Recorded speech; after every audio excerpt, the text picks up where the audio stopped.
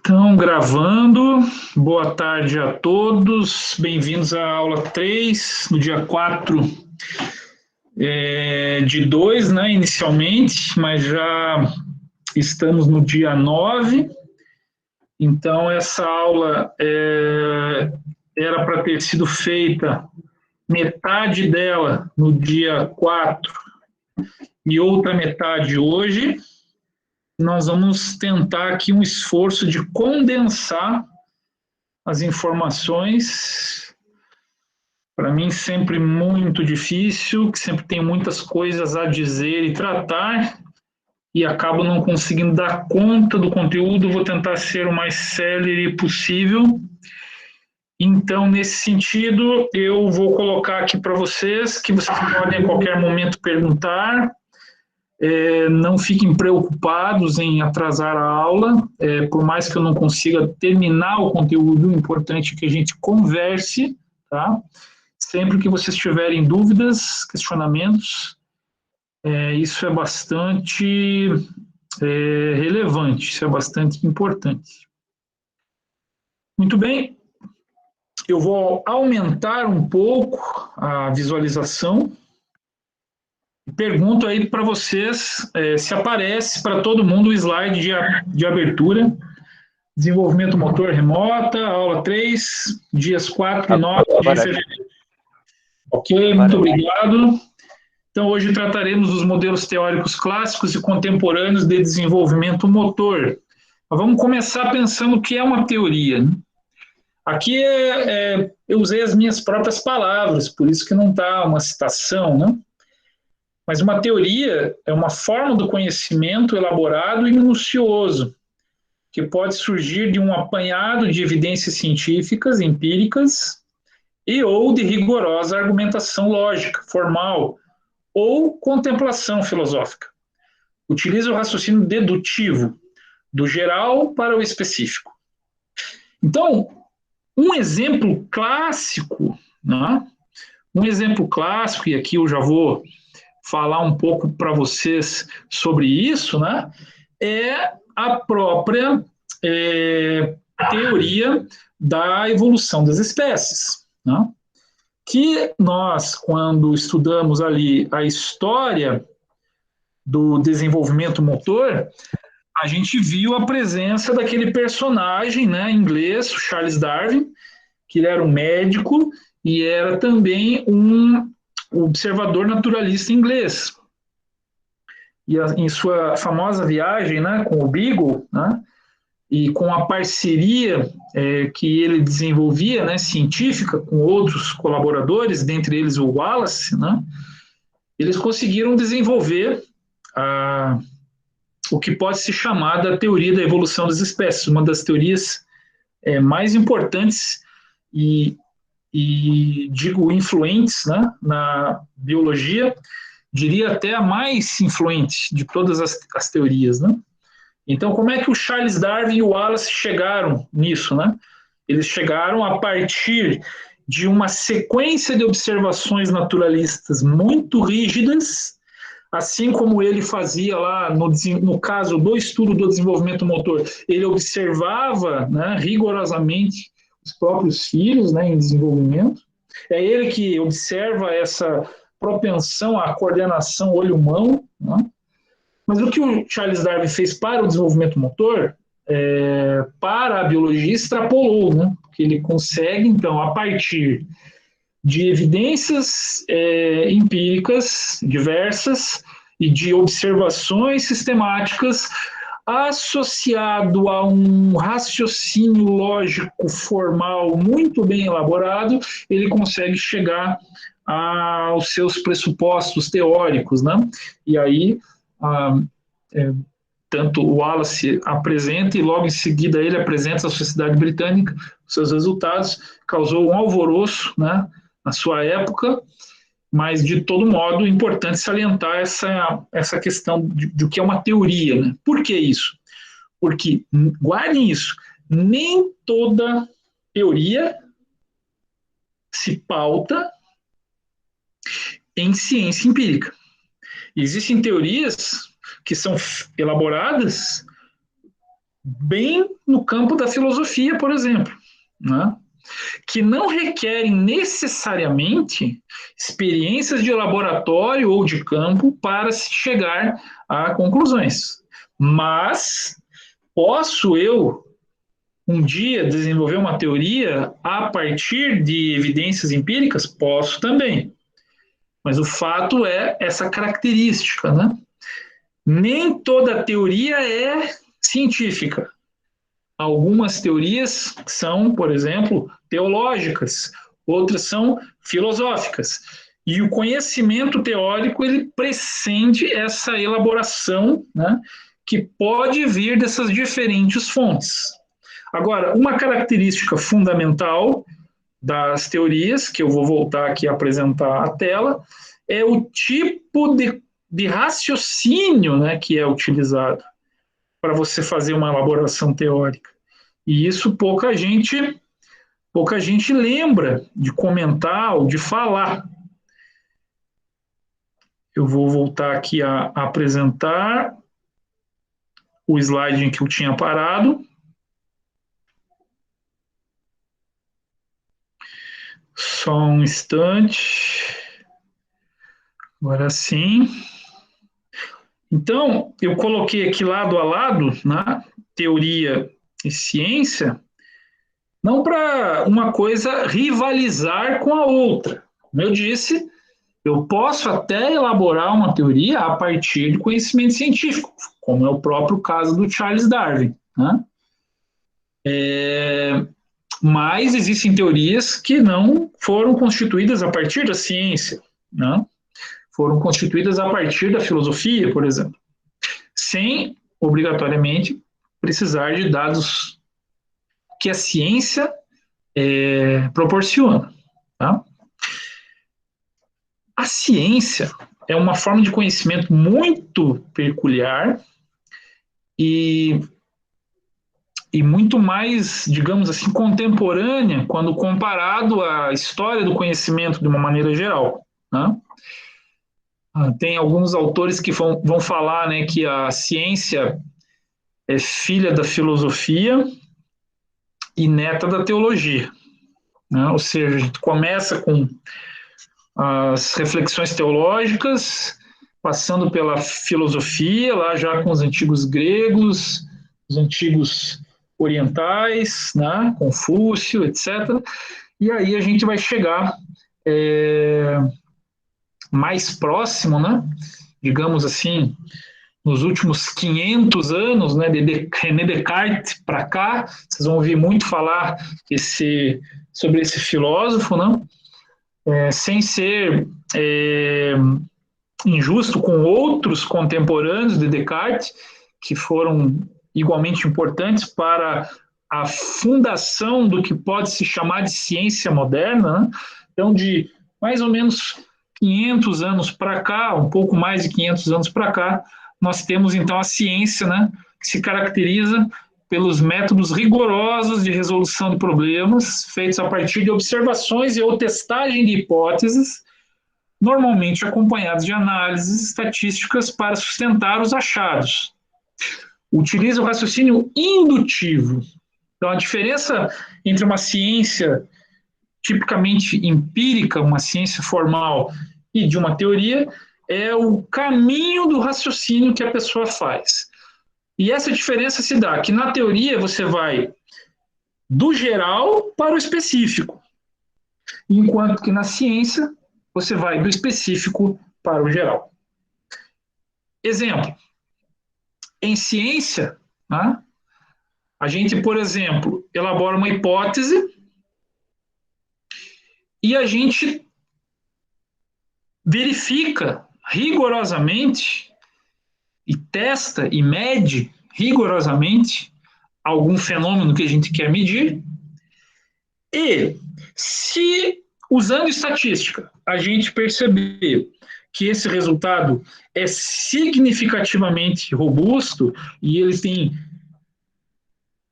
proporcionalmente muito mais chance de se repetir, então a gente pode fazer algo que a gente chama de generalização, ou também conhecido como inferência. Então, a ciência, você vai no laboratório, repete dezenas de vezes o mesmo experimento e chega à conclusão que, se repetidas 95 vezes ou mais, pelo menos o resultado vai se repetir. Então, eu posso generalizar. O particular do laboratório pode se tornar geral, né, para todo mundo. E entenderam isso da ciência? Essa coisa do aquilo que foi feito no laboratório específico, repetidas muitas vezes, feitas várias vezes provas e contraprovas, eu posso generalizar e dizer, isso vai se repetir aqui, no Japão, na França, nos Estados Unidos, em todos os lugares do mundo em que a mesma experiência feita com o mesmo rigor metodológico vai chegar aos mesmos resultados. Isso ficou claro para vocês? Alguma dúvida, alguma pergunta? Em relação à ciência, né? A teoria não necessariamente requer um espaço de laboratório em que eu faço uma hipótese, testo aquela coisa muito específica, como, por exemplo, eu misturo, né, uma determinada substância química num solvente como a água, e daquilo ali, a mistura da substância com a água gera uma outra substância. E aí eu repito aquilo centenas de vezes e chego ao mesmo resultado. Aí eu ligo para o meu amigo lá do Japão, ó, faça isso dessa forma, nessa temperatura, nessa pressão, e aí ele repete lá, e o resultado é o mesmo. E aí isso é um exemplo de uma ciência empírica, clássica, da química, por exemplo, em que a gente consegue, a partir do específico, generalizar o resultado que sobrevive a diferentes provas e contraprovas. Alguma dúvida com relação a essa minha explicação sobre o raciocínio indutivo, que é do específico para o geral, o específico que é possível generalizar? Não havendo dúvidas, vamos ver aqui no chat se tem alguém perguntando.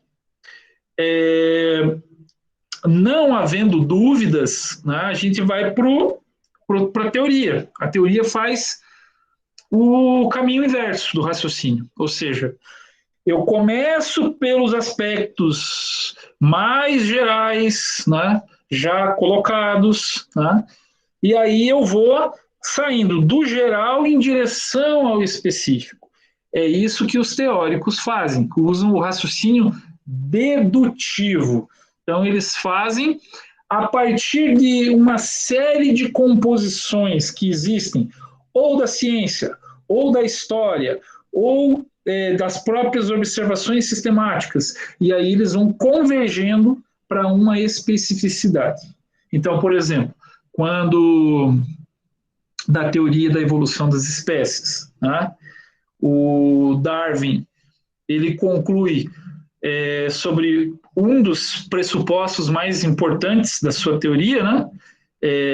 Como, por exemplo, a questão da herança genética, por exemplo, né? A hereditariedade. Porque para ele chegar a esse pressuposto, ele teve que fazer diversos tipos de observações. Destaca-se, né, quando ele esteve na ilha de Galápagos, quando ele fez aquela famosa viagem no navio Beagle, né? Ele passou pelo Brasil, inclusive saiu da Europa, né? Passou pelo Brasil, contornou o continente sul-americano e chegou lá na costa do Pacífico, nas ilhas de Galápagos, e lá, assim, existem muitos documentários, filmes que mostram isso, né? Ele observava características de determinados tipos de animais, né, que viviam numa parte, né, da ilha, de Galápagos, e em outras ilhas próximas, que eles eram espécies, né, espécies de animais que tinham uma ancestralidade comum, né, e que, devido a um processo de adaptação, né, eles aparecia algum tipo de modificação nessas espécies. Mas o conceito de hereditariedade era, né, que aquela espécie guardava certas características hereditárias, né, de um ancestral comum, do ancestral anterior.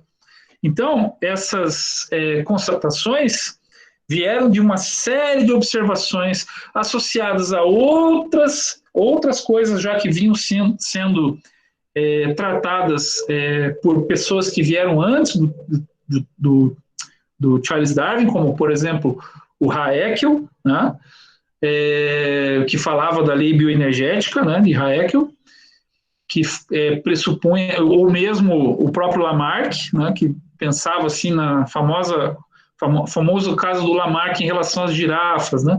Por que as girafas teriam os pescoços mais longos, né, do que outros animais, né? É por uma necessidade de se adaptar ao ambiente e poder alcançar a copa das árvores para se alimentar.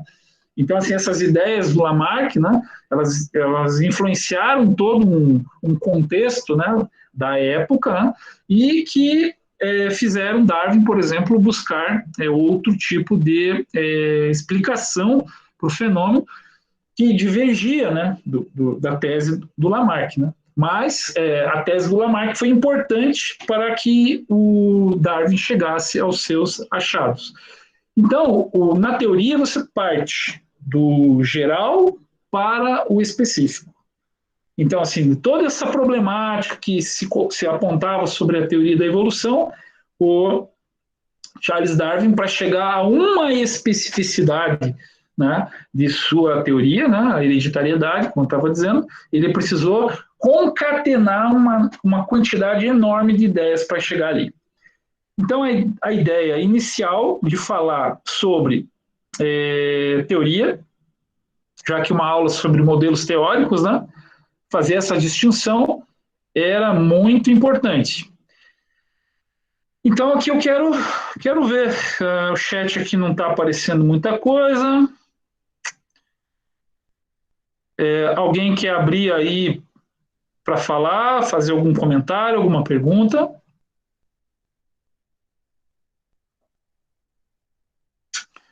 Vamos ver se tem alguém na reunião aqui. Larissa, tudo certo? O Theo está dizendo, não, professor, tranquilo. Tudo tranquilo, João também. Então está entendido, né, que nem toda teoria é científica. Né? No caso aí, o exemplo que eu dei do Charles Darwin é uma teoria científica, porque foi pautada, né, em dados de observações naturalistas bem rigorosas, né, e outros elementos teóricos que o antecederam e contemporâneos a ele. Né? Isso, Hertzson, Vitor. No caso, a teoria, né, as elaborações teóricas utilizam frequentemente o raciocínio dedutivo, que significa dos aspectos mais gerais para os mais específicos. Já a ciência empírica costuma usar o raciocínio indutivo. Verifica lá uma especificidade, uma particularidade, e aí, a partir disso, testadas repetidas vezes, tenta-se uma inferência ou generalização dos resultados. Tá? Nem toda ciência possui condições de ser uma ciência empírica pura. Né? Nem toda ciência pode ser feita em laboratório, estudando apenas os fenômenos particulares para depois poder generalizar. Vocês vão ver em desenvolvimento motor que as tentativas de fazer desta forma, né, não foram muito bem exitosas para explicar plenamente alguns de seus pressupostos. Né? Acho que agora não é a hora, mas tem um famoso caso, né, do descobridor do DNA, o Francis Crick, que ele é um dos descobridores, né, da dupla hélice, né, que forma os genes, certo? E Francis Crick ficou famosíssimo, né, por afirmar, né, que a burrice ou tolice é genética, né?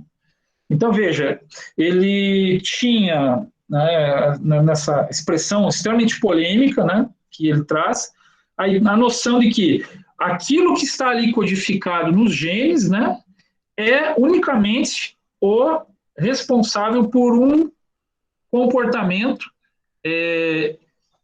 de baixo desempenho intelectual de um humano ao longo da vida, né?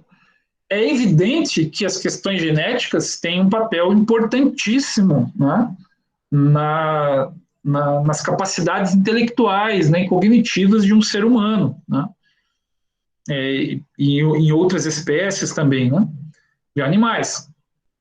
Ninguém nega isso. Mas dizer que ela é só por conta dessa particularidade se mostrou se mostrou frágil, não? Haja visto de que pessoas com uma excelente genética nem sempre desenvolveram um alto potencial cognitivo, por puro destreino, por exemplo, né? Já pessoas que não tinham uma genética tão favorável assim para um desenvolvimento cognitivo superior, devido ao treino, esforço, dedicação, engajamento, puderam, por exemplo, desenvolver muito mais as habilidades cognitivas, né, intelectivas, do que outras pessoas. Então, assim, certos aspectos da ciência, né,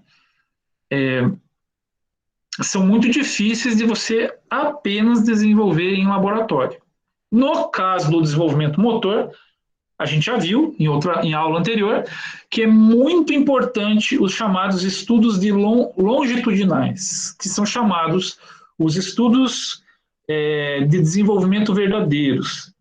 Porque para as questões, para as perguntas que dizem respeito ao desenvolvimento motor, os estudos feitos em ambiente laboratorial, eles são menos robustos do que aqueles realizados observando sistematicamente as pessoas em crescimento e desenvolvimento ao longo de um período, né?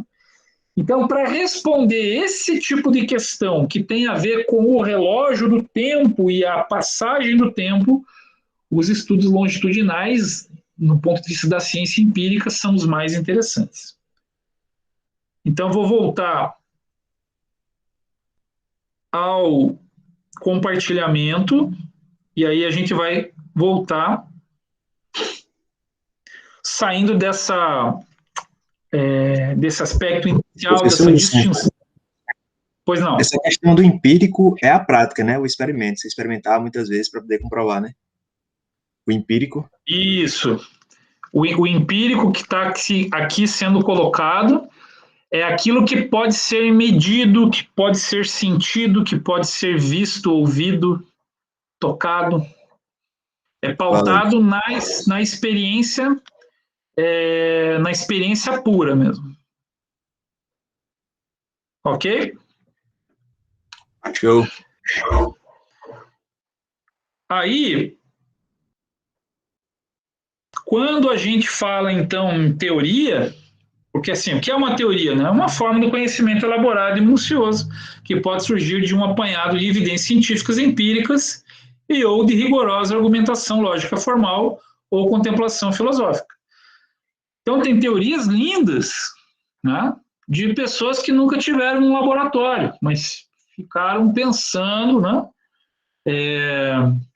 exaustivamente, né, e usando, né, de um certo rigor lógico, matemático, né, para eliminar as possibilidades de erro e descartar, né, certos aspectos de sua teoria e favorecer outros que se fundamentavam, então, numa lógica formal.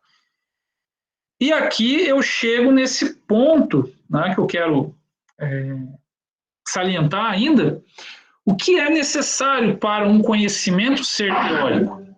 Ele precisa ser plausível, guarde isso, tá? Ele precisa ser plausível, então ele tem que ter uma racionalidade, né? Tem que ter um modelo que ajude a explicar, e a gente vai ver modelos hoje, e ele tem que resistir à contraprova. Ou seja, se eu vou lá e testo de um jeito diferente, e ele mostra que é falho, então essa teoria é fraca. E aí a gente pode avaliar, né, que há teorias que ora estão em evidência e ora elas decaem ao ostracismo. Tá? Eu já falei no Lamarck aqui na aula de hoje. Né? Então o Lamarck tinha uma teoria, né, exemplificada no modelo do pescoço das girafas. Né? Não diria assim que ele, né, ele usava diversos exemplos, um deles o da girafa, mas ele usava isso como um modelo. Né? Olha, essa espécie de animal alonga o pescoço por uma necessidade de adaptação ao meio ambiente para poder se alimentar. Né? Agora, o Lamarck, ele tinha um certo destaque na sua época, caiu no ostracismo, e hoje, com as novas evidências da chamada epigenética, diria assim, muitas pessoas arriscam dizer que muitas coisas que o Lamarck disse e caiu no ostracismo voltam. Então, as teorias elas têm uma certa dinâmica. É óbvio que não é exatamente como o Lamarck descrevia, mas a epigenética, que é algo estudado na atualidade, né, resgata alguns elementos que Lamarck defendia hoje, tornando alguns aspectos da teoria de Lamarck vivos e muito contemporâneos. Então, esse dinamismo das teorias, né, é bastante característico e isso é muito interessante à medida que você vai desenvolvendo os meios, as técnicas, as tecnologias capazes de avançar no conhecimento científico, você vai, às vezes, fazendo com que certas teorias que no passado não eram tão importantes voltem à tona. Né? Isso é um movimento muito interessante. Então, eu dizia que para ser um conhecimento teórico, ele precisa ser plausível, né? Então tem que ter assim uma lógica, né? Uma racionalidade, ele precisa ter um modelo, uma condição de explicar, né? E resistir à contraprova. E aqui, a gente teve na aula passada um apanhado sobre a história do estudo do desenvolvimento motor.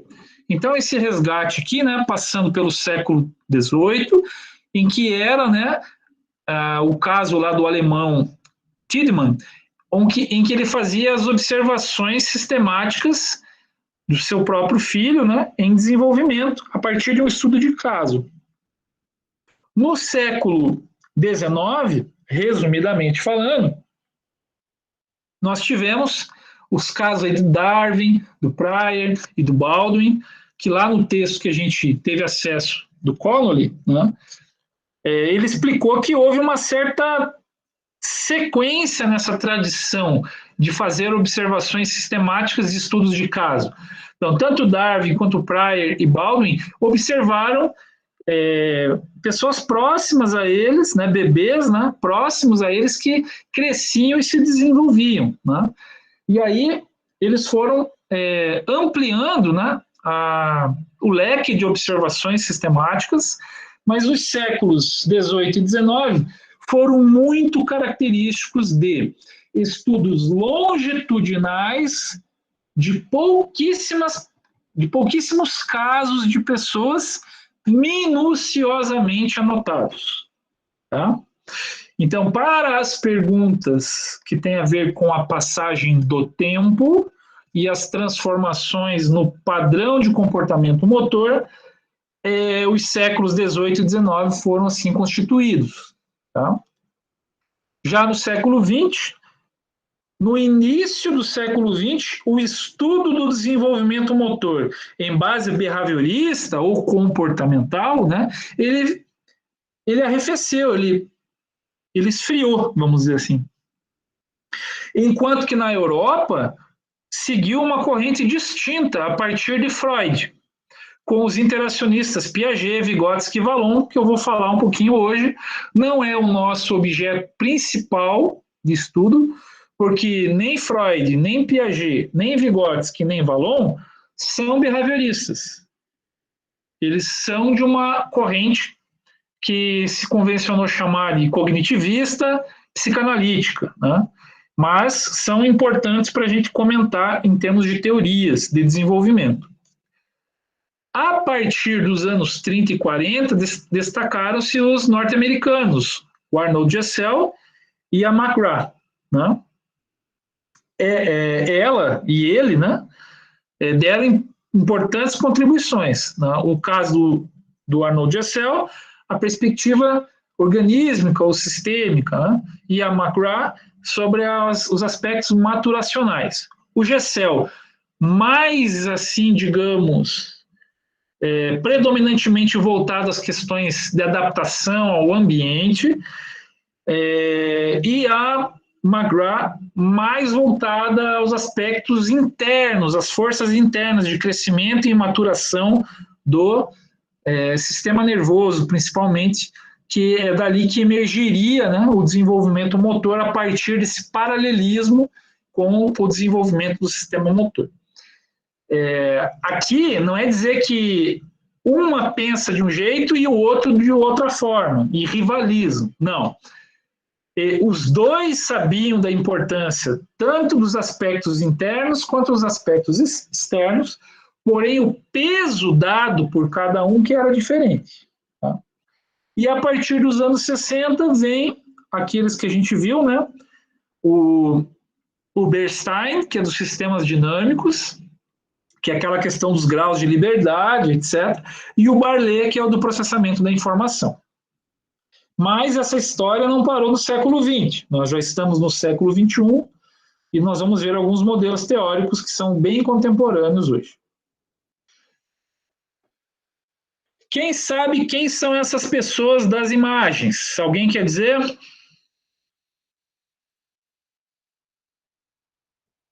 Quem reconhece as pessoas dessas imagens? Alguém?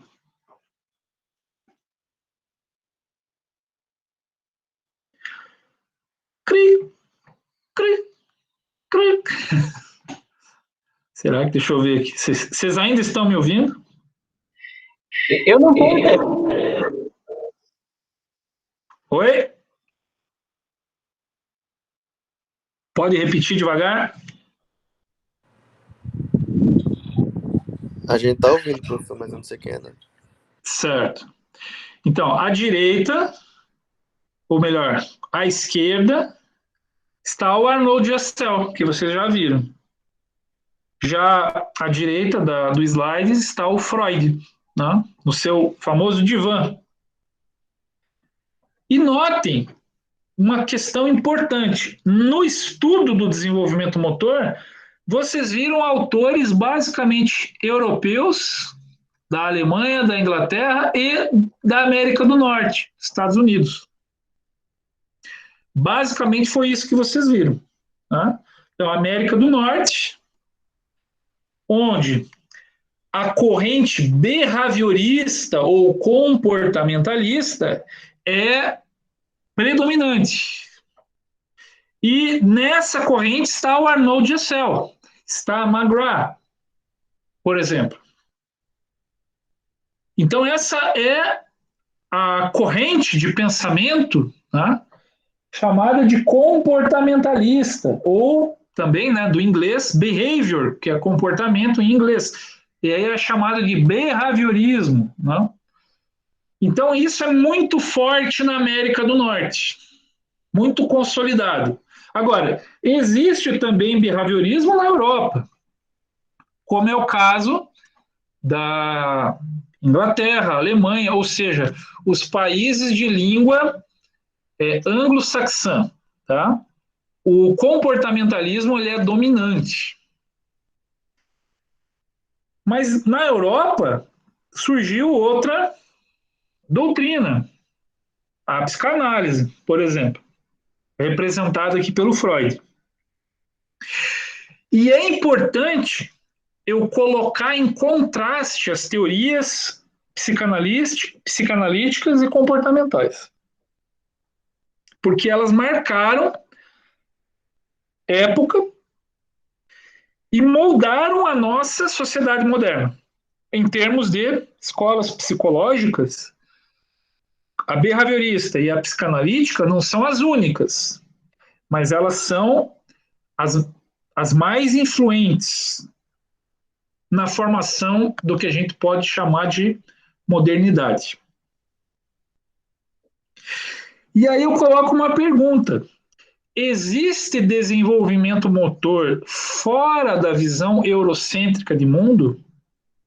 Eurocêntrica está querendo dizer assim, né? A Europa tendo como centro, porque né, a gente viu lá que o estudo do desenvolvimento motor começou com o tal de Tiedemann na Alemanha, e depois os ingleses, né, Charles Darwin, etc., e aí na América do Norte, especialmente nos Estados Unidos, o Gessel, a McGrath. Então, assim, eurocêntrica vem de que a Europa está no centro e aí o resto do mundo começa a tentar, digamos assim, seguir, né, isso como uma onda, né? Então, a ciência desenvolvimento motor, ela é impregnada de uma visão eurocêntrica. E aí vem essa pergunta para todo mundo pensar. Será que só existe o estudo do desenvolvimento motor a partir desse histórico? O que vocês acham?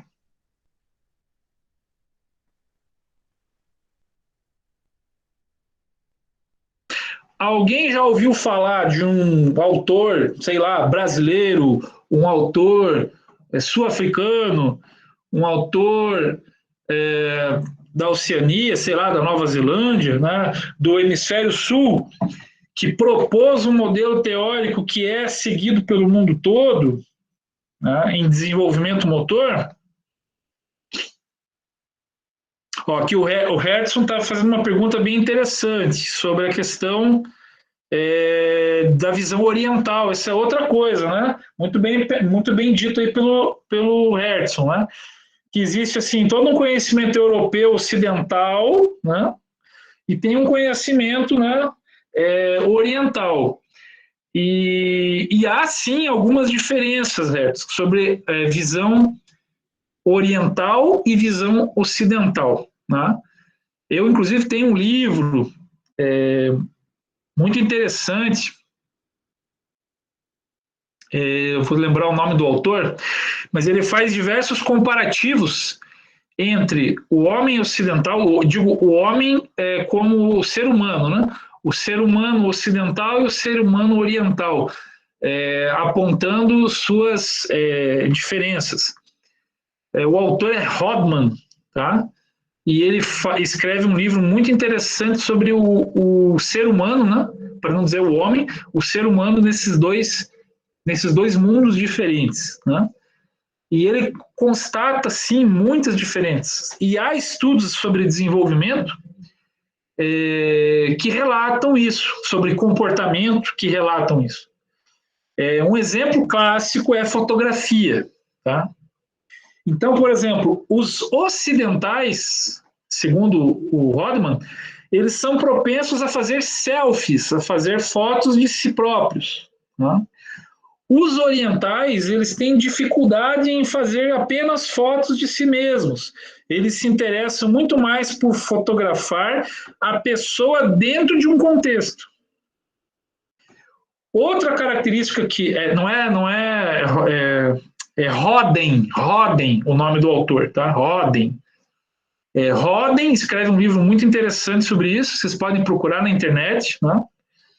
Outra característica é que se você pega uma fotografia que tem um grupo de pessoas, certo? E nessa fotografia com um grupo de pessoas, né, você pergunta por que essa pessoa aqui da foto, essa única pessoa da foto está alegre? Nos estudos de comportamento, mostrando diferenças entre Ocidente e Oriente, quando você pergunta isso para um ocidental, por que aquela pessoa naquela foto, naquele grupo de pessoas está alegre, o ocidental é propenso a dizer assim, é porque aquela pessoa, ela por dentro, né, ela internamente está feliz, por isso que ela está sorrindo. Lá no Oriente, o oriental é propenso a responder assim, para a mesma experiência, para a mesma foto, com pessoas onde tem uma pessoa sorrindo, pergunta, por que essa pessoa você acha que ela está sorrindo? O oriental é propenso a dizer, ela está rindo porque as pessoas que estão ao redor dela, né, estão contribuindo para que ela esteja feliz. Então, assim, tem realmente visões diferentes, né, no campo ocidental e oriental. Né? Mas a pergunta ainda segue, né? Será que existe uma visão de desenvolvimento motor fora desses teóricos europeus, fora desses teóricos norte-americanos? Existe, só que ela não está bem desenvolvida e principalmente não foi suficientemente divulgada. Porque se a gente pensar que o humano existe no hemisfério norte e no hemisfério sul, no oriente e no ocidente, tá?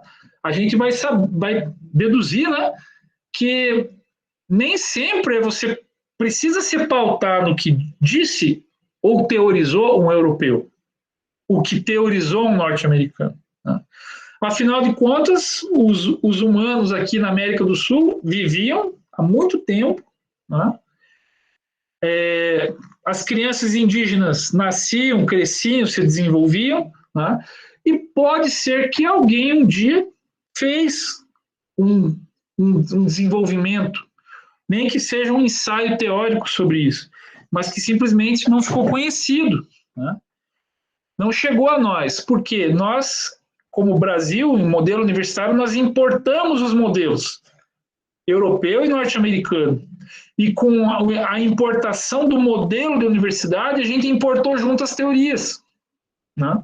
Então, a gente tenta explicar o nosso fenômeno de desenvolvimento dentro do nosso ambiente, dentro da nossa cultura, a partir de modelos teóricos eurocêntricos. E aí a pergunta é, para todo mundo pensar, será que isso é correto? Né? Será que isso vai ser adequado? Né? Eu provoco todos vocês, estudantes de educação física, claro que a gente não pode negligenciar o que foi produzido numa postura do tipo, isso veio da Europa ou veio dos Estados Unidos, então eu não quero saber. Não é essa a ideia. Mas, sem desconsiderar o que já foi feito na história do estudo do desenvolvimento motor, provocar vocês, né? Por que não uma teoria, um pensamento mais ao sul para o desenvolvimento motor, né? Por que não? E isso, nós, no Brasil, somos carentes de pensadores capazes de desenvolver os seus modelos. Nós temos brasileiros que se dedicaram ao estudo do desenvolvimento motor, e uns ainda que se dedicam. Eu cito, por exemplo, o Rui Jornada Krebs, que foi meu professor de graduação.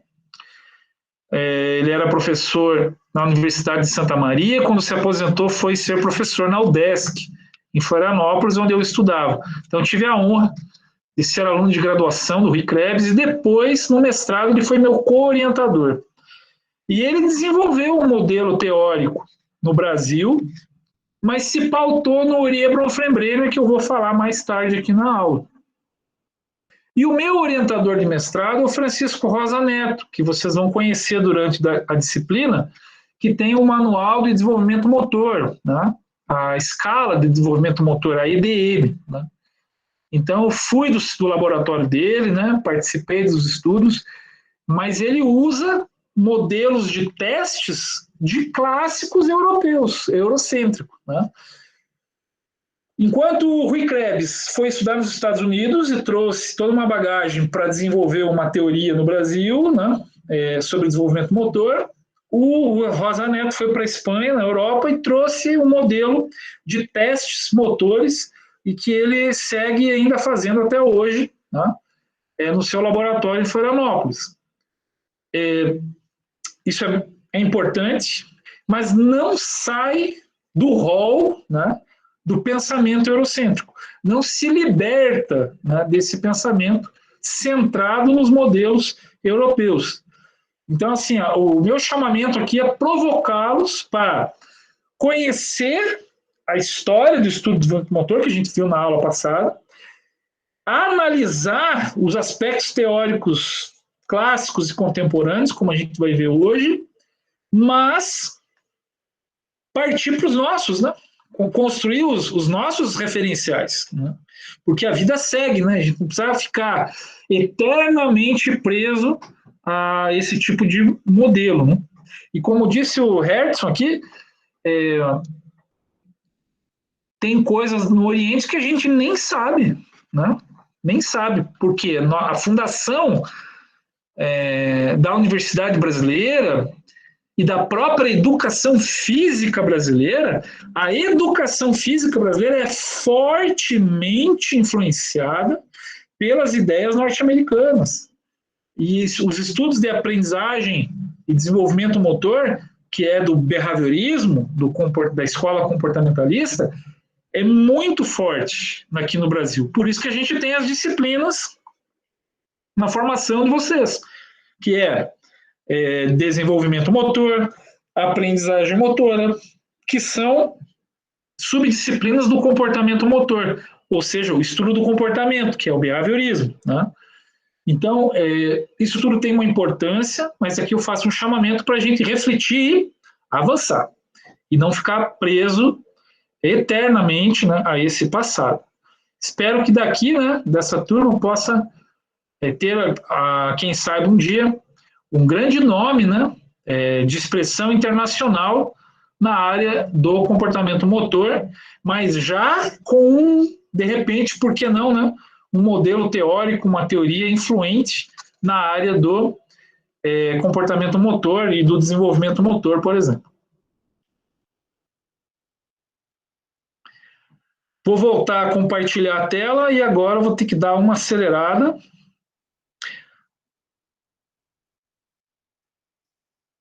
Então, aqui estava dizendo, né, dessa questão, desse aspecto, né, se existe algo fora, né, desse modelo eurocêntrico, né, de Arnold Gessel, né, e de Freud, né, do comportamental e do psicanalítico, né.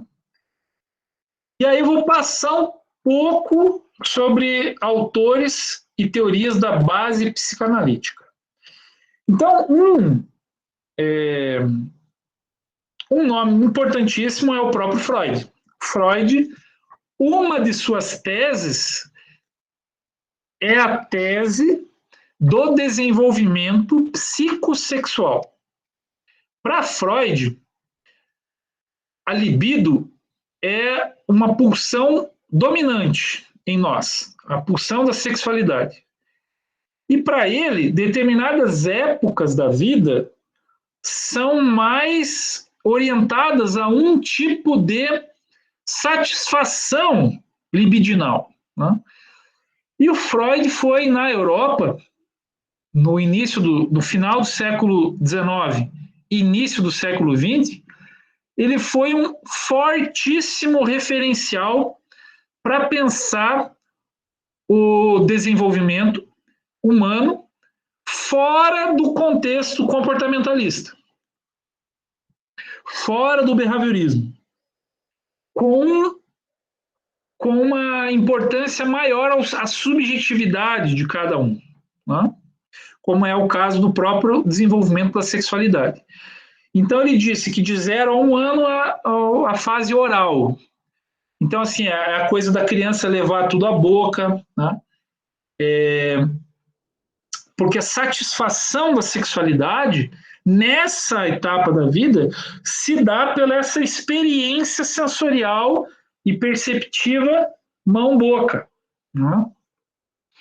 Tem a fase anal, de 1 a 3 anos, que ele vai dizer sobre o controle do fazer o cocô, né? de fazer os seus excrementos. Né? Então, a criança, por exemplo, em desenvolvimento, ela vive sempre esse dilema, né? De controlar a sua própria excreção. Né? E uma vez controlando, ela vai ganhando o quê? Agrados, né? E premiações daqueles que cuidam da criança. Então, assim, a sexualidade, né, infantil, para Freud, está presente, mas de maneiras diferentes em áreas erógenas diferentes ao longo da vida. Então, o Freud disse que de aproximadamente 1 a 3 anos, devido a essa necessidade de controle da excreção do corpo, a libido ela se localiza nessa região erógena do corpo devido a esse mecanismo de controle, né, de autocontrole dos seus excrementos. Né? A fase fálica, que é caracterizado pelo complexo de Édipo e de Eletra, Édipo nos meninos, Eletra nas meninas, a rigor, né? Claro que existem vários Cs aí, mas entre 3 e 5 anos de idade, Freud afirmava que a menina entre 3 e 5 anos tem uma propensão a se orientar ao genitor do sexo oposto, né? No caso, o pai, a figura paterna. Né? E o menino, de 3 a 5 anos, se orientar para a figura materna, a mãe. E aí se chama complexo de Édipo, porque o Freud estudou lá na mitologia grega o caso do Édipo, né, que seria uma pessoa que se apaixonou pela figura da mãe. Por isso foi chamado assim. Mas a fase é a fase fálica. Aí o Freud ainda definiu uma idade de latência, que seria entre 5 e 11 anos de idade, né? Em que a libido parece socialmente esfriar, parece haver um desinteresse pelas questões sexuais, mas na verdade ele está lá dentro de cada um e muito forte. Né? Mas caracteriza então um período da vida em que é muito presente a vergonha, né? A vergonha social de se parecer interessado em sexualidade. Por isso é latente. Mas, na verdade, no fundo, isso está ali muito forte e sendo elaborado para a fase genital, que é da adolescência e da fase adulta. Então, o Freud estudou. Uma das teorias do Freud é essa teoria baseada no conceito de libido como força, né? Força fundamental para o desenvolvimento humano, e ele foi nomeando, né, esses diferentes períodos em função de características que ele observou na sua clínica psicanalítica, e algumas das fases, né, são descritas por regiões do corpo, né? Regiões do corpo que se deslocam, né? Ora para a questão oral, ora para a questão anal, depois não há um lugar específico e na frente, na adolescência, se volta para a questão da genitalidade, né?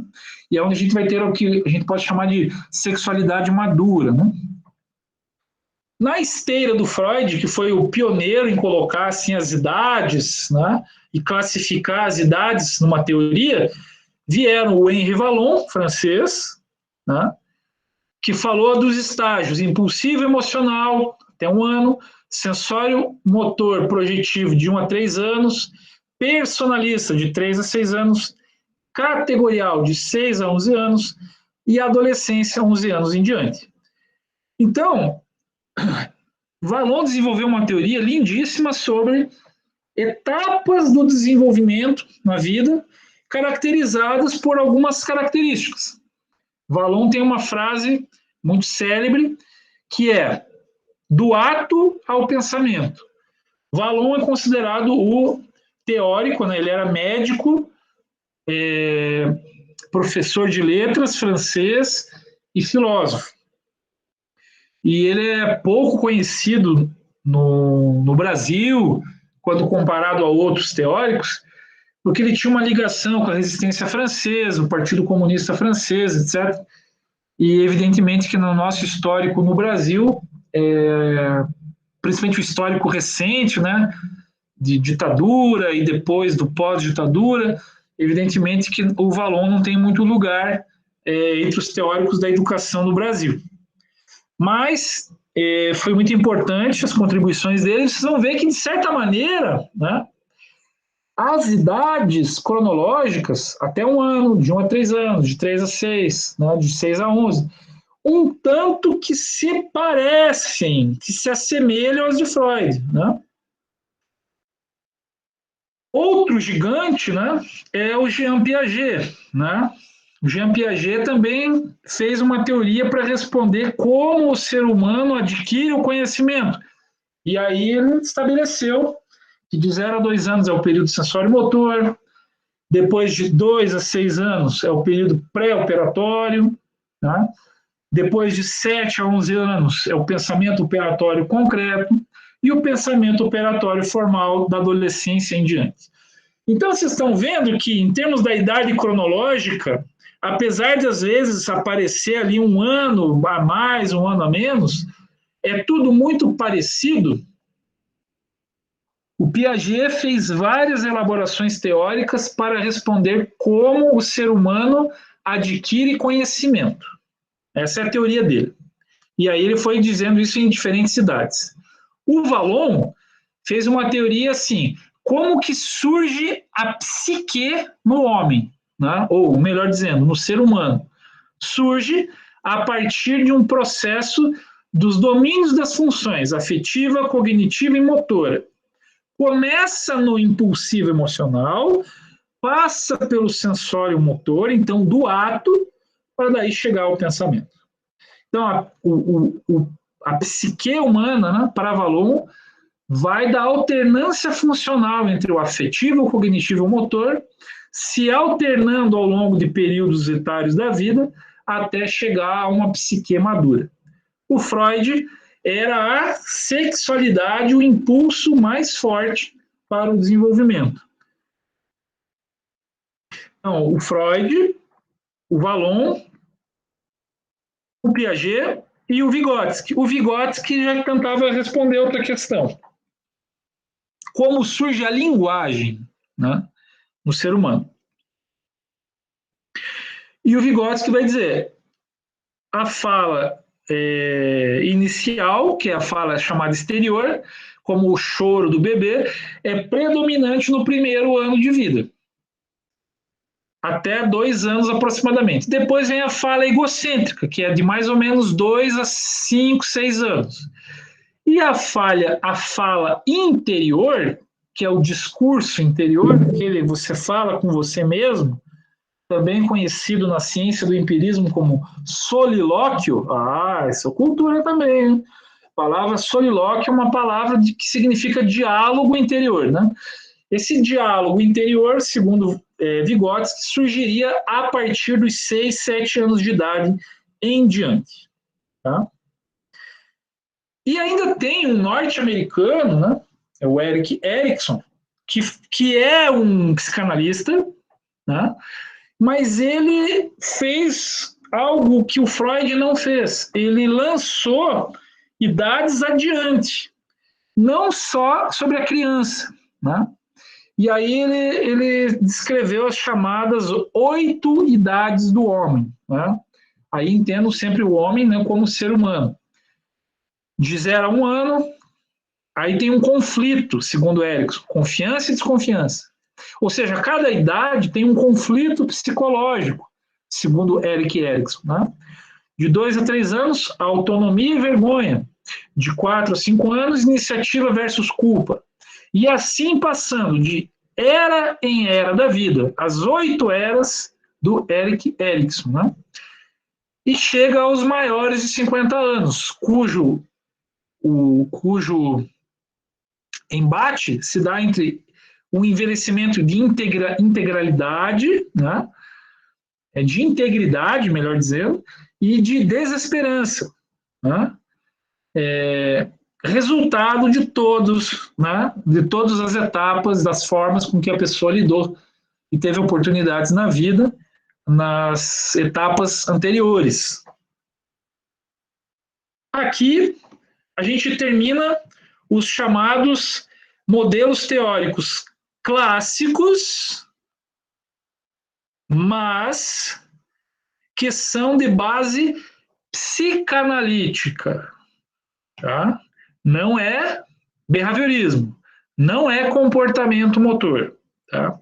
A partir de agora, a gente começa a adentrar alguns modelos teóricos que são relacionados ao comportamentalismo e ao behaviorismo. Agora, eu peço desculpas, não dá para trabalhar todos, mas eu vou selecionar e mostrar alguns que vocês vão aprofundar. Nós vamos utilizar muito na disciplina os modelos do Neil, né? Do Bronfenbrenner e do Gallagher e Osmond, tá? Que a gente vai ver ao longo da apresentação. Mas a gente viu lá na história do desenvolvimento, né, o Charles Darwin, a teoria da evolução das espécies é importantíssima como uma base teórica fundamental vindo da biologia para nós entendermos os conceitos, por exemplo, de filogênese, ontogênese, certo? São fundamentais. Mas, de fato, a gente tem que pensar agora um pouco mais no âmbito fora, né, do contexto psicanalítico, cognitivista europeu, e passar para um modelo agora mais voltado ao comportamental, ou behaviorista. Tá? Então, a primeira coisa que eu quero mostrar para vocês, com base na noção de teorias de base comportamental ou behaviorista, eu vou compartilhar aqui com vocês agora. E eu quero que vocês deem uma olhada nesse material, tá? Que é pautado num autor que a gente viu na história do estudo do desenvolvimento motor, né? Que é justamente o Arnold Gesell, né?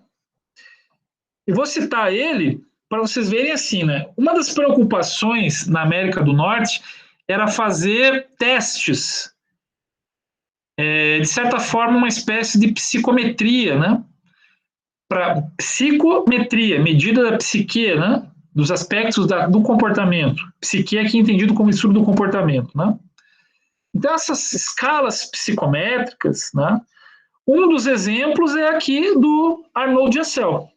Então, vocês vão ver que tem aspectos do nível neurológico envolvido, os reflexos, que é um tipo de padrão de movimento, a idade, entre 2 e 12 meses, como vocês estão vendo aqui, o tipo do exame, né, motor, e o tipo de resposta esperada em suas observações. Então, aqui vocês estão vendo que o Arnold Gesell, uma das maiores contribuições que ele fez é justamente em termos de escalas psicométricas e que envolvia o desenvolvimento motor. E assim seguia, né? Tinha um componente neurológico, né?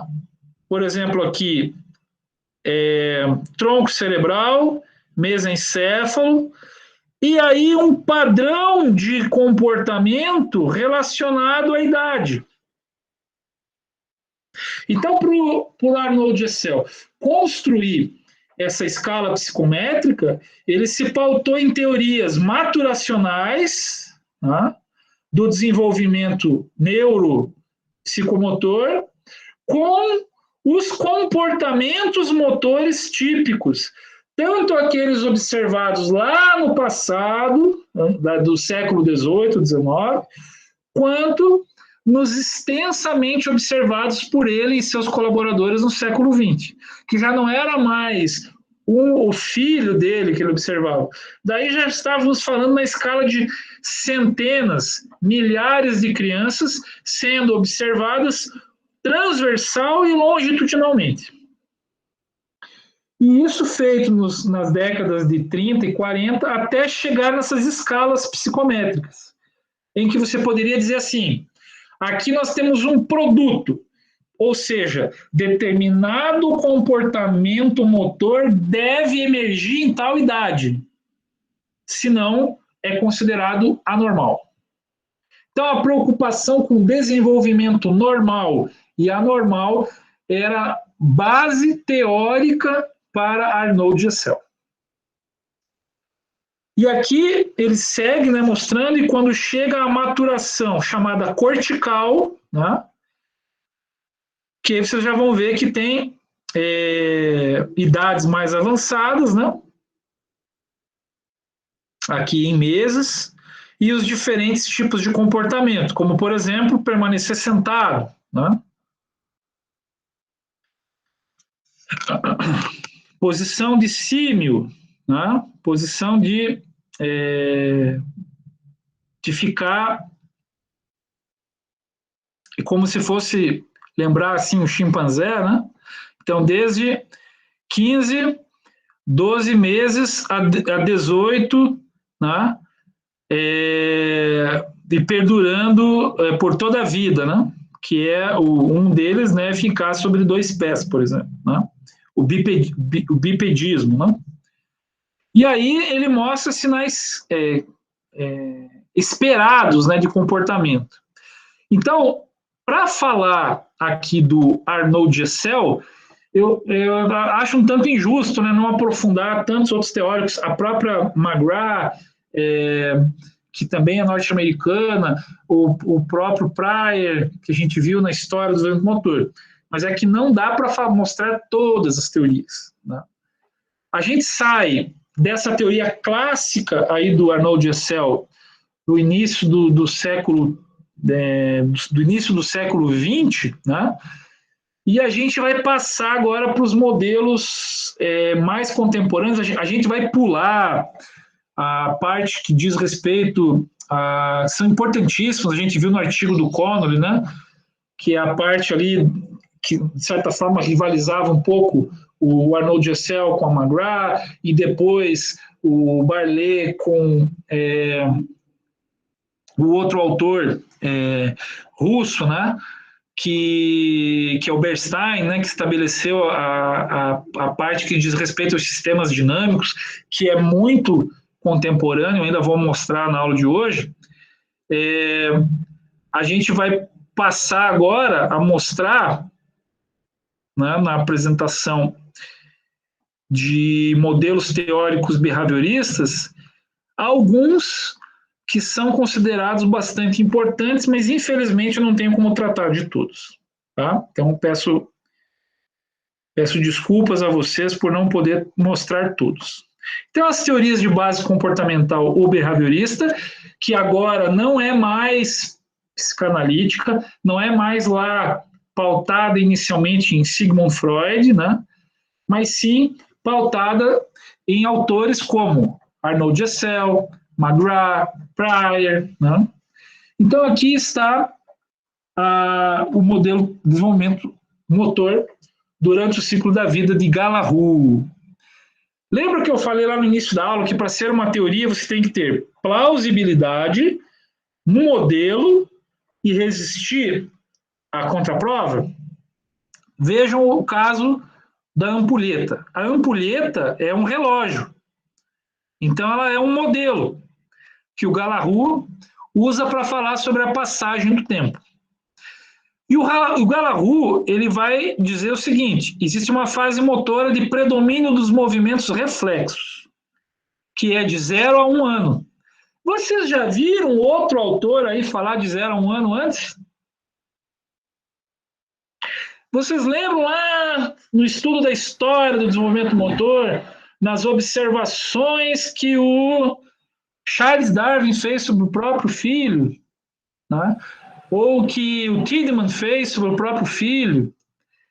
Então, ele se pautou em toda essa história de observações e escritos, né, para definir que existe uma fase motora reflexiva, de 0 a 1 ano. Que o Vallon, por exemplo, lá na escola psicanalítica, vai chamar de impulsivo emocional, essa fase. Depois, Galahu vai dizer que de 1 a 2 anos é a fase motora rudimentar. Então, assim, o andar é rudimentar, o pegar é rudimentar, né? E aí ele vai falar da fase motora fundamental, que vai de mais ou menos 2 a 6 anos.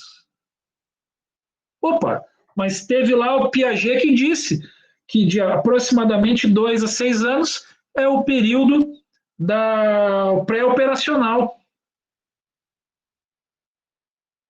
Né? Então, vocês vão ver que para o Galahu chegar no modelo dele, ele considerou vários elementos já dispostos e já conhecidos e já bastante testados na ciência, na filosofia, para ele construir uma teoria. Então, ele partiu do todo para chegar à parte. Qual é a parte? Que existem fases de desenvolvimento motor ao longo da vida. Galahu vai dizer que a fase motora especializada se dá a partir dos 6, 7 anos em diante. É, segundo ele, na fase motora especializada, que a gente deve começar a tomar contato com as culturas de movimento, né? Os esportes, as danças, como elas são. Antes, na fase motora fundamental, a gente deve andar, correr, andar para frente, andar para trás, andar de lado, correr de lado, girar o corpo 180, 360 graus, subir, descer, transportar, carregar.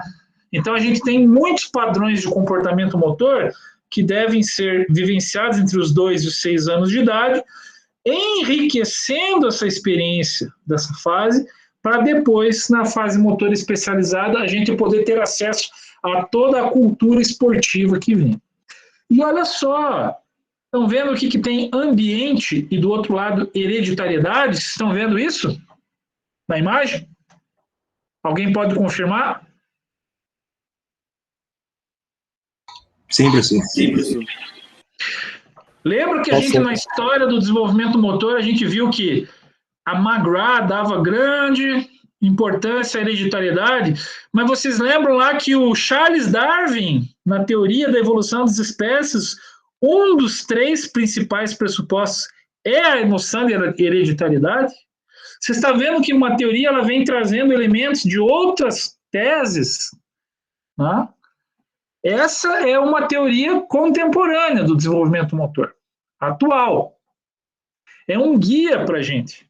Mas ela está baseada num modelo que traz elementos do Jean Piaget da psicanálise, do Bronfenbrenner da teoria ecológica, do Charles Darwin da biologia, entendem qual?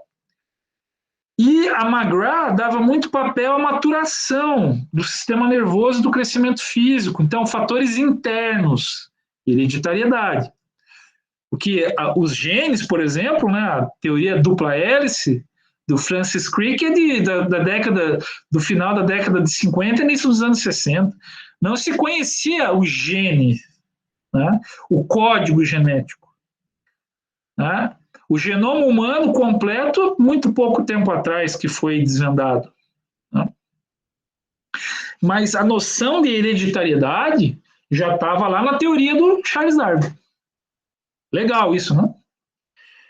E aqui está o ambiente, que o quê? O Arnold Gesell, né, ao contrário da McGrath, dava maior importância a esse aspecto, né, aos aspectos do ambiente. Então, o que o Galahu fez? Eu não descarto a hereditariedade, eu coloco a hereditariedade dentro do meu modelo. Eu pego o ambiente e coloco também. Agora, para um certo aspecto, vai pesar mais a hereditariedade do que o ambiente. Como, por exemplo, para as capacidades físicas, para o meu equilíbrio, para a minha coordenação, para a minha força, a hereditariedade é mais importante do que o ambiente. Agora, para aquilo que eu aprendo, arremessar uma bola, arremessar um dardo, saltar uma cambalhota, o ambiente é mais importante do que a hereditariedade. E tudo isso é colocado dentro do modelo, mas eu tenho que respeitar diferentes fases do desenvolvimento. E vocês vão ver que tem fatores do indivíduo, fatores ambientais e tarefas, que esse triângulo que está aparecendo aqui vai aparecer no outro slide, mais à frente, além da questão de hereditariedade e ambiente, os modelos ecológicos. Aquele que eu comentei no primeiro dia de aula, contando a minha história pessoal, tá? Ali no centro está um indivíduo, né? Depois tem a família, a escola, a comunidade, que são os chamados sistemas, ou microsistemas, mesosistemas, cronossistemas, que é o do tempo, macrosistema, que são as políticas públicas, né? E o modelo de New. O modelo de New, que é ambiente, tarefa e indivíduo. Tá? O modelo das chamadas restrições. Né? Constraints seriam as restrições. Né? Então, restrições do indivíduo, restrições ambientais, restrições da tarefa. Né? E dessas restrições que todos os indivíduos estão, de certa forma, envolvidos, né? Advém toda a coordenação e controle do movimento. Então, esses são modelos teóricos contemporâneos, né? Urier Bronfenbrenner, Teoria dos Sistemas Ecológicos, e o Carl New, né? Que é o Neville, né? Também, que é, na verdade, sim, a pronúncia, né? A gente chama de New. Muito interessante. Olha esse triângulo do New, né? Esse triângulo do New vai aparecer aqui, ó, invertido ali, dentro do modelo do Galahu. Ou seja, o Galahu conseguiu concatenar todos esses elementos, né, das diferentes matrizes teóricas numa só. É muito interessante pensar uma educação física de base comportamentalista em desenvolvimento motor, o modelo do Galahu, que está aí. Então, a gente viu que os modelos ecológicos são os mais contemporâneos. Né? E aí, lembrando lá o artigo do Connolly, né, do Kevin Connolly, a questão, né, de estabilidade, instabilidade do movimento, né, que foi tratado lá no artigo dele, né? E também a questão da importância da informação, né, que é da teoria do processamento da informação, e aqui a questão do estável e do instável, que é muito importante na teoria dos sistemas dinâmicos, tá? A gente tem que pensar a estrutura das habilidades, né, motoras, lá no desenvolvimento motor, num nível macroscópico e num nível microscópico, tá? Entre ordem e desordem. Em que no nível macroscópico a gente vai ter consistência, por exemplo, um padrão bem definido, como o modo de andar de cada um, e no nível microscópico uma certa desordem, um padrão mal definido, uma variabilidade, ou seja, o modo de andar do Patrick é do Patrick, do professor Patrick, claro, um modo ótimo, né? Como vocês podem imaginar. E aí o modo do Jonathan é diferente do Patrick, né? Mas eu não conheço ainda, tá, Jonathan? Para saber se é tão bom assim quanto o meu modo de andar. Um jeito assim, encantador de andar, né, que eu tenho, como vocês devem presumir. Brincadeira. Mas vamos lá. Aqui, vocês lembram qual foi o autor na história do desenvolvimento motor que estudou as salamandras? Salamandra. Vocês lembram como a gente estudou? George Coghill. Isso. A gente viu isso numa aula, né? Agora veja que esse artigo aqui, ó, da Science, uma das principais revistas, né, do mundo de ciência, de 2007. Os caras pegaram um estudo com robótica, construíram uma salamandra robô e fizeram testes para ver a transição do nado na água do robô para o ambiente terrestre caminhando. E eles criaram um modelo mecânico de controle motor desse robô, baseado em neuroengenharia. Tá vendo? E aí eles colocavam o bicho na água, o bicho é que eu digo o robô, né? O robô salamandra. E depois na terra. E aí eles mediam o comportamento de atividade elétrica e o comportamento motor, o padrão de deslocamento, em dois ambientes diferentes, o aquático e o terrestre.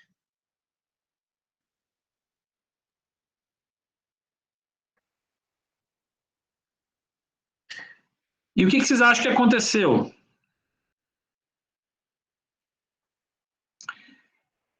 Ficou aí o triunfo da teoria dos sistemas dinâmicos. Ficou uma demonstração que aquele Bernstein, aquele russo, fisiologista russo, que dizia que os graus de liberdade, né, nós temos vários músculos, nós temos várias articulações, etc. Então, o robô salamandra, a maneira com que ele se comportou nos diferentes ambientes foi uma experiência de laboratório que deu, digamos assim, uma medalha de ouro para o Bernstein. Né? Ó, Bernstein, você realmente, aquilo que você postulou na tua teoria dos sistemas dinâmicos, realmente, num modelo de laboratório, com robótica, com muita neuroengenharia, tentando imitar o controle motor, né, a partir de uma coluna vertebral do animal que tinha estímulos elétricos que faziam mover determinadas partes do corpo do animal, né? Diante de uma mudança de ambiente, o comportamento de se movimentar ele é bastante influenciado. Então, se a gente está andando, né? Se a gente anda na areia fofa, é um padrão de marcha. Se a gente vai para dentro da água, com água até o peito, é outro padrão de marcha. Então, assim, o nosso corpo está o tempo todo se adaptando ao ambiente. Né? E muitas vezes o padrão de movimento que a gente tem é definido muito pelo ambiente em que a gente costuma viver. Então, uma pessoa que vive em montanha tem um desenvolvimento motor diferente de quem vive numa planície, num lugar plano. Né? E é isso, gente. São 6h30. Eu encerro a gravação da aula agora, que vai subir para o YouTube depois.